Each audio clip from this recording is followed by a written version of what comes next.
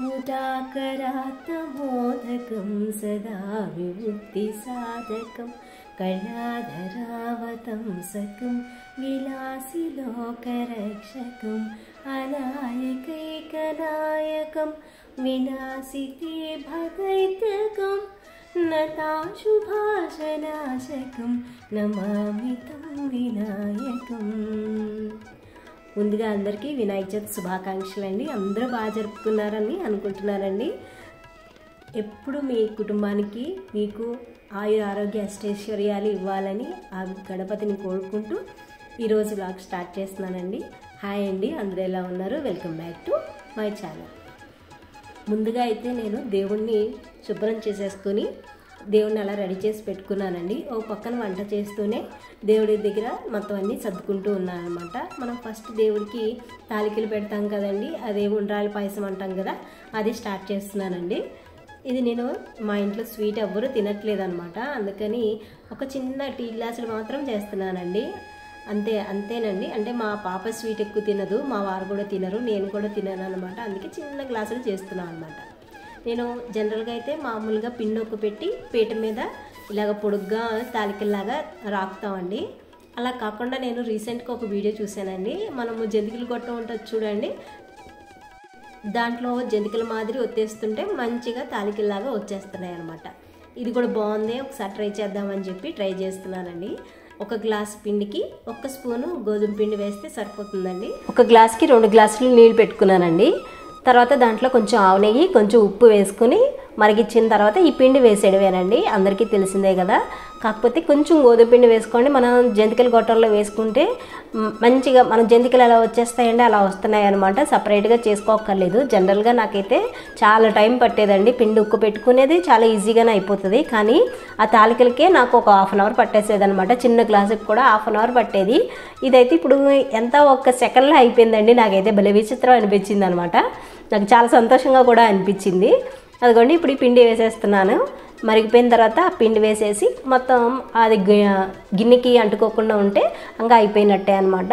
అది కొంచెం తడి పొడిగా ఉంటుంది అండి గిన్నెకి, అంటే కొంచెం వాటర్ ఉంటే అదిగోండి గిన్నె సపరేట్ అయిపోతుంది కదా, అలా అయితే ఉక్కిపోయినట్టు తీసేసి ఇంకా నేను చల్లారి పెట్టేశానండి। అంటే వేడివేడిగా అంటే నేను ఫస్ట్ టైం ట్రై చేయడం కదా, వేడివేడిగా ఉంటే ఏమన్నా విడిపోతాయేమో అన్నట్టు నేను చల్లారి పెట్టానండి, బాగా చల్లారి పెట్టాను। ఇప్పుడైతే పులిహోర కోసమని చింతపండు వేడి చేస్తున్నానండి। ఈలోగా నేను తాలికల కోసం అవి ఉడకాలి కదండి, కొంచెం సగ్గుబియ్యం కూడా వేసాను అనమాట। సగ్గుబియ్యం ఉడికిన తర్వాత ప్రాసెస్ కంటిన్యూ చేద్దాము। ఇప్పుడు గడ్డి అయితే నిన్న తీసుకొచ్చానండి, నిన్న చాలా ఒక దగ్గర అయితే చాలా గడ్డి ఉందన్నమాట, మా పాపని స్కూల్ నుంచి తీసుకొచ్చేటప్పుడు మొక్కల్లో పెరుగుతుంది కదండి, ఆ గడ్డి తీసుకొచ్చాను అనమాట, మాల కట్టి వేద్దాము అన్నట్టు తీసుకొచ్చాను అనమాట। అది మాల అయితే కట్టేసానండి। ఇప్పుడైతే నేను అరిటాకుతో గిన్నెలు తయారు చేస్తున్నానండి, ప్రసాదం కోసం గిన్నె తయారు చేస్తున్నా, ఇది కూడా చాలా ఈజీయేనండి, నేను 1 ఇయర్ నుంచి చేస్తున్నాను అనమాట, కరెక్ట్గా 1 ఇయర్ అయింది, వినాయక చవితికే స్టార్ట్ చేశాను ఈ గిన్నెలు తయారు చేయడం కూడా, నాకైతే చాలా హ్యాపీ అనిపిస్తుంది। ఇంకా పండగ ఏది వచ్చినా కానీ అరిటాకులు తెచ్చుకోవడం, మంచిగానే 2 ప్లేట్ పెట్టుకొని 2 పీసెస్ కింద కట్ చేయడం, ఇలాగా అగరబత్తులతో గుచ్చేయడం, అంతేనండి, చాలా సింపుల్గా అయిపోతుంది। ఇంకొక నెక్స్ట్ ఇయర్ అయితే మా అమ్మాయి కూడా చేసేస్తుంది అనమాట, అంత సింపుల్గా ఉంటుంది। నెక్స్ట్ ఇయర్ అయితే మా పాప కూడా చేసేస్తుంది అనుకుంటున్నాను, అంటే ఇలాంటివి డిఐవై అంటే చాలా ఇంట్రెస్టింగ్గా చేస్తుందండి, అందుకని చెప్తున్నాను అనమాట।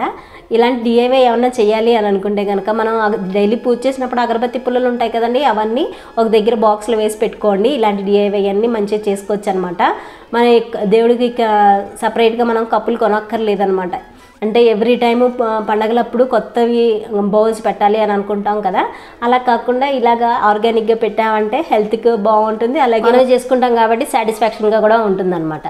ఇంకా ఈరోజు ఇడ్లీ టిఫిన్ చేస్తున్నానండి, అదే చట్నీకి వేయించాను, ఆ పోపులన్నీ తీసేసి అదే గిన్నెలో నేను పులిహోర చేస్తున్నాను అనమాట। పులిహోర చేసేటప్పుడు ఎప్పుడైనా కానీ కొంచెం అల్లం వేసుకోండి, ఫస్టే అల్లం వేయించుకుని తర్వాత పోపులు వేసేసుకుని తర్వాత బాగా అన్నీ వేడైన తర్వాత కొంచెం ఇంగువ, కొంచెము మెంతిపొడి వేసుకోండి, అలాగే చిటికెడు బెల్లం, చాలా బాగుంటుందండి, గుళ్ళ పులిహోర ఉంటుంది కదా అలా ఉంటుందన్నమాట। నేనైతే దీనికోసమే ఇంగువ కొట్టి తీసుకొచ్చానండి, లేకపోతే నేను ఇంగువ చాలా రోజులైంది ఆఫ్ చేసేసి, అంటే వేయట్లేదన్నమాట, పులిహోర కోసమే సపరేట్గా ఇప్పుడు దంచాను అనమాట। పులిహోర కోసం ఎప్పుడైనా కానీ చింతపండు కొంచెం వేడి చేసుకున్నాం అనుకోండి, మంచిగా గుజ్జు చాలా బాగా వస్తుంది అనమాట. తర్వాత కొంచెం పసుపు, ఉప్పు, అలాగే చిటికెడు బెల్లం అని చెప్పాను కదండి, ఆ బెల్లం వేసేసుకోవాలి. ఈరోజు అన్నీ బాగా వచ్చినాయి కానండి, పులిహోర ఒక్కటే బాగా రాలేదనమాట. పులిహోర స్మెల్ అయితే భలే ఉడుకుతున్నప్పుడు భలే స్మెల్ వచ్చింది. అబ్బా పులిహోర స్మెల్ ఎంత బాగుందో అని అనుకున్నాను, అంతే దిష్టి తగిలినట్టుందండి, మొత్తం అంతా పాడైపోయింది. అదేదో చెప్తానులేండి. ఇప్పుడు సగ్గుబియ్యం కూడా ఉడికిపోయినాయి అనమాట. ఆ సగ్గుబియ్యం ఉడికేలోగా ఇది కూడా ఉడికిపోయిందండి, నూనె తేరుకునేలాగా ఉడకాలన్నమాట.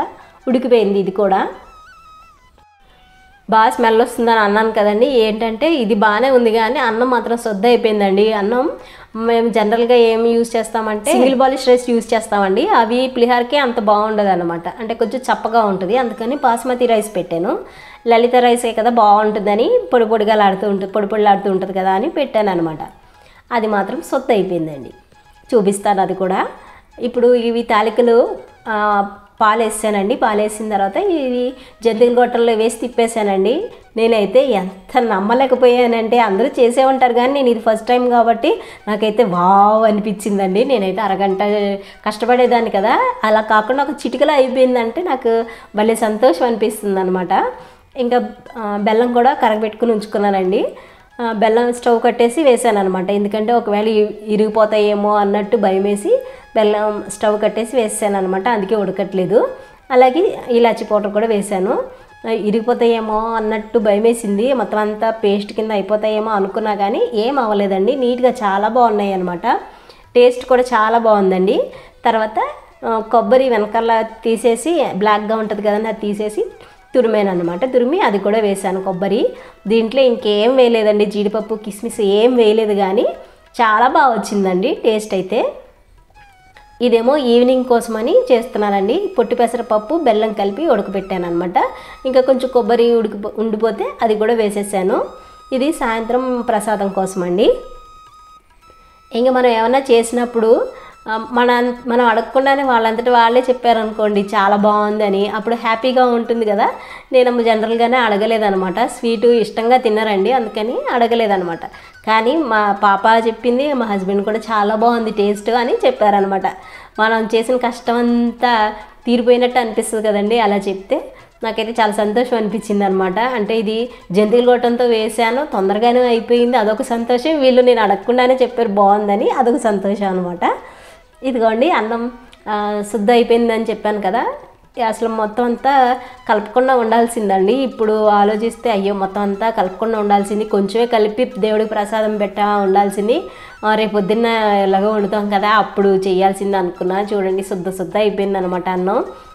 పులిహోర అసలు టేస్టీగా లేదనమాట, ఇది అంత బాగాలేదనిపించింది అనమాట. ఇంకా దేవుణ్ణి రెడీ చేసుకుని మొన్న పత్తితో చేశాను కదండి మాల, అది వేశాను. అలాగే గరికతో చేశాను కదండి, అది కూడా వేసి పూలు పెట్టి అలంకరించాను అనమాట గణేషుణ్ణి. చాలా బాగుందండి. అంటే నేను ఒక్కదాన్నే చేసుకున్నాను అనమాట, మా వారు కానీ మా పాప కానీ రాలేదు. ఎందుకంటే నాకు పని ఉంది అని చెప్పేసి ఉన్నారంట, ఊరికి దండం పెట్టుకుని అంటే దీపం ముట్టించేసి వెళ్ళిపోయారు. మిగతా పూజ అంతా నేను చేశాను అనమాట. ఇద్దరం కలిసి చేసుకుంటే బాగుండేది అన్నట్టు అనిపించింది. మా పాప అయితే చేస్తుందిలేండి, ప్రతి పండక్కి నేను అలవాటు చేస్తూ ఉన్నాను. దేవుడి తులసమ్మ దగ్గర దండం పెట్టుకోవడం కానీ, దేవుడి దగ్గర తనకు వచ్చిన శ్లోకాలు కానీ చదువుకోవడం అలవాటు చేస్తూ ఉన్నానండి. అది కొంచెం తనకు కూడా రిలీఫ్గా ఉంటుంది కదా, ఎప్పుడు అల్లరి చేస్తూ ఉంటుంది కదా, ఇది కూడా ఒకటి యాక్టివిటీ లాగా ఉంటుందని అది కూడా అలవాటు చేస్తున్నాను. అలాగే ఇక్కడ నేను పూజ చేస్తాను తులసమ్మకి అని చెప్పిందండి, అది కూడా ఒక సంతోషం అనమాట. ఈరోజు 3 సంతోషాలు నేను చెప్పలేదనమాట. అమ్మ నేను దేవుడి దగ్గర నేను పూజ చేస్తా అని చెప్పిందనమాట. సరే అని చేసుకోమని చెప్పాను, నేను దగ్గర ఉన్నాను అండి.